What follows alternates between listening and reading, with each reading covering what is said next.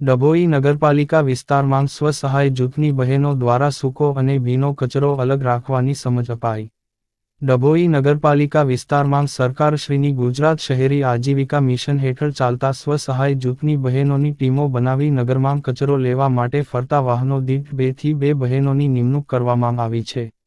જે બહેનો ડભોઈ નગરપાલિકાના વિવિધ વિસ્તારમાં કચરો લેવા જતા વાહનો સાથે ફરી નગરજનોને કચરો ગમે ત્યાં ન ફેંકવા તથા પોતાના ઘરનો ભીનો કચરો અને સૂકો કચરો અલગ અલગ કચરાપેટીમાં રાખી તેને નગરપાલિકાના કચરો લેવા આવતા વાહનોમાં નિકાલ કરવા અંગેની સંપૂર્ણ સમજ આ સ્વસહાય જૂથની બહેનો દ્વારા આપવામાં આવી રહી છે. હાલમાં ડભોઈ નગરપાલિકા દ્વારા નગરમાં કુલ 07 વાહનો પર કુલ 14 બહેનો દ્વારા આ કામગીરી હાથ ધરવામાં આવી છે.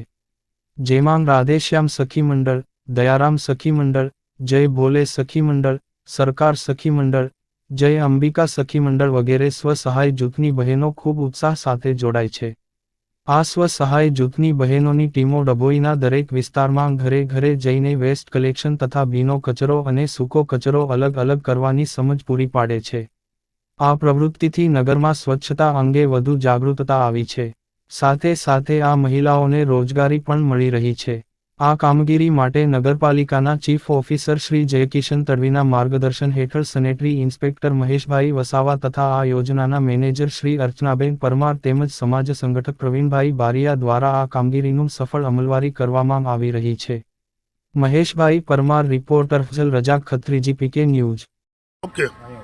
ડભોઈ નગરપાલિકા દ્વારા નગરના વિવિધ વિસ્તારોની અંદર કચરાની જાગૃતિ માટે અને ભીનો અને સૂકો કચરો લોકો અલગ અલગ આપે એ જાગૃતિ અભિયાન અંતર્ગત ડભોઈ નગરના વિવિધ સખી મંડળો દ્વારા આ કામગીરી હાથ ધરવામાં આવી છે.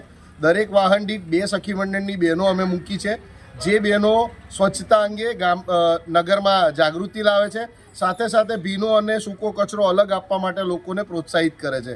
આવી કામગીરી ડભોઈ નગરપાલિકાની સખી મંડળની બહેનો દ્વારા હાલમાં કાર્યરત છે. લોકો પણ ખુદ ઉત્સાહ સાથે જોડાય છે અને જે ભેગો કચરો પહેલાં આપતા હતા એ હવે ભીનો અને સૂકો કચરો અલગ અલગ આપી રહ્યા છે.